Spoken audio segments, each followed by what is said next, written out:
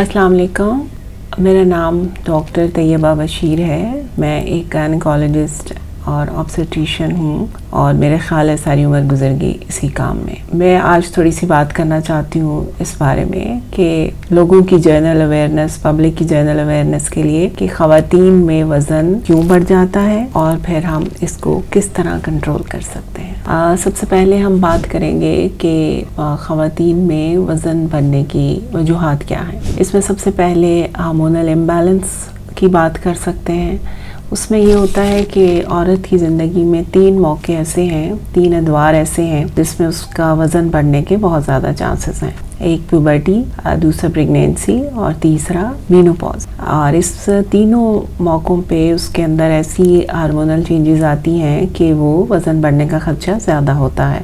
इसके अलावा जो है वो लाइफस्टाइल फैक्टर्स हैं जिनमें हम कह सकते हैं कि सबसे पहले कि सेडेंटरी लाइफस्टाइल होता है और जिसमें एक्सरसाइज वगैरह हम बिल्कुल नहीं करते, तो उसकी वजह से भी वज़न हमारा बढ़ जाता है। और उसके अलावा ये है कि हमारी पुअर डाइटरी हैबिट्स होती हैं कि हम जो खाना खाते हैं वो कुछ उसमें हमारी आदत खाने में कुछ अच्छी नहीं है, जिसकी वजह से वज़न बढ़ता है। और आखिरी ये कि जैसे जैसे हमारी उम्र बढ़ती है हमारा मेटाबॉलिज्म स्लो हो जाता है और स्लो होने की वजह से हम वेट बढ़ता है और हम उसको कोप नहीं कर पाते कि वज़न को हम कंट्रोल नहीं कर पाते। उस मौके पे हमें बड़ी मेहनत करनी पड़ती है। तो ये तो वजूहात हो गई। अब हम इन वजूहात को कैसे रोक सकते हैं या इनको कंट्रोल कैसे कर सकते हैं। हार्मोनल इम्बैलेंस को हम इस तरह कंट्रोल कर सकते हैं कि जो चीज़ें हमारे बस में हम ज़ाहिर है वही कर सकते हैं कि टाइम पे सोएं, टाइम पे उठें, हमारी स्लीप जो है वो 8 घंटे की स्लीप ज़रूर हो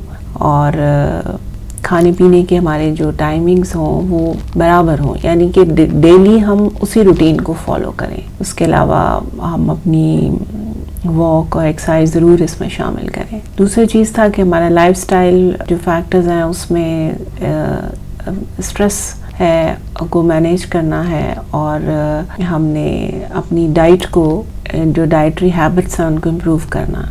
उसमें यह है कि हम सादा, घरेलू और ख़ालिस खुराक को प्रेफर करें, बजाय ये कि हम बाहर का जंक खाएं और हम बस सिर्फ अपने जायके के लिए खाएं और ये ना देखें कि कोई चीज़ हमारे लिए कितनी अच्छी है। और उसके अलावा ये कि हमारी जो भी खुराक हो उसमें फूड के पोर्शंस होने चाहिए, यानी प्रोटीन्स, कार्बोहाइड्रेट्स और फैट्स एक बराबर मकदार में होने चाहिए। कोई भी चीज़ ज़्यादा ना हो, यानी कि हम ज़्यादा कार्ब्स लेते हैं, रोटी चावल हम ज़्यादा खाते हैं जिसकी हमें बहुत ज़्यादा ज़रूरत नहीं होती। प्रोटीन्स की हमें ज़्यादा ज़रूरत होती है और किसी हद तक फैट्स भी, मिनरल्स, विटामिन्स भी। और उसके अलावा ये कि हम एक्सरसाइज रखें, सुबह शाम अपनी एक्सरसाइज रखें और इन चीज़ों को करने के बाद हम थोड़ा अपनी लाइफ को अपने वेट को थोड़ा बेहतर मैनेज कर सकते हैं। और फिर स्ट्रेस को मैनेज करें। स्ट्रेस को मैनेज इस तरह कर सकते हैं कि हम अपने आप को किसी एक्टिविटी में रखें। और